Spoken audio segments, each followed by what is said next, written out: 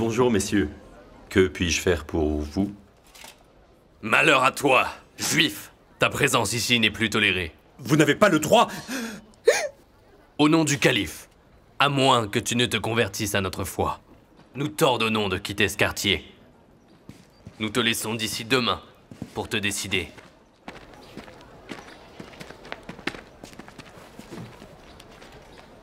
Père, tout va bien? Ça va. Ne t'inquiète pas.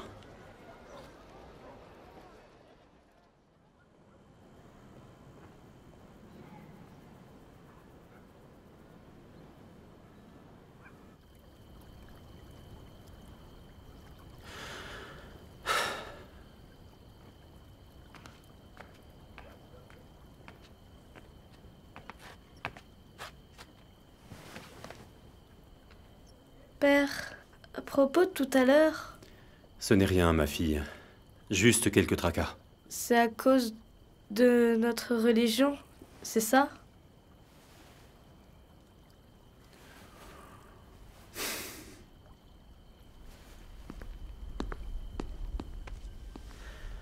Hélas, je ne puis te répondre. Juifs, chrétiens ou musulmans, certains affirment que leur croyance est la seule, vraie et véritable. Pourtant, nos ancêtres nous ont laissé un livre unique, où sont transcrits les paroles et actes de notre Père.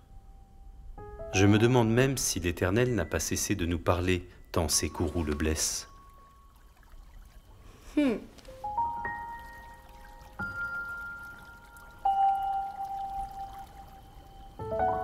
Oh, comme les étoiles sont belles sur l'eau.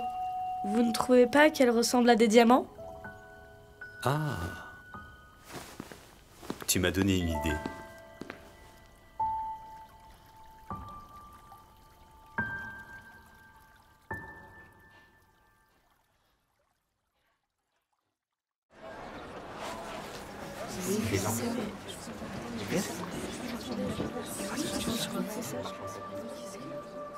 Il était une fois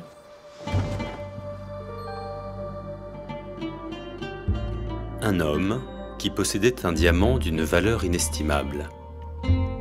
Cette pierre lui avait été confiée par son père, et ainsi depuis des générations. Or, cet homme avait 3 fils, et il ne savait comment, à son tour, il allait transmettre la pierre. Il ne pouvait la donner à l'un d'entre eux, il aurait désavantagé les 2 autres.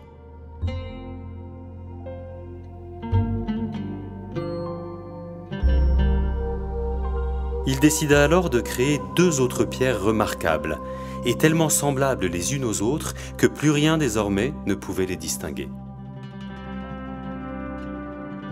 Sur son lit de mort, l'homme donna une pierre à chacun de ses fils.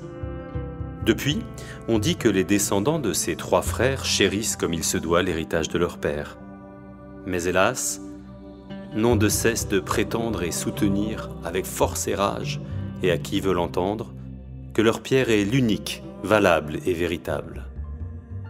Alors que pourtant, les 3 fils avaient reçu le même amour de leur père.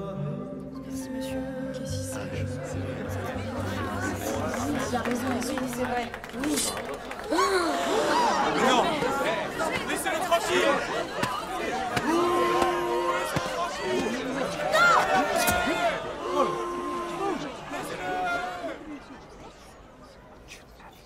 J'entends ce que tu dis. Tu auras droit à une audience avec le calife, et tu lui raconteras ton histoire. Lui seul décidera de ta liberté. Dieu est avec toi. Va en paix.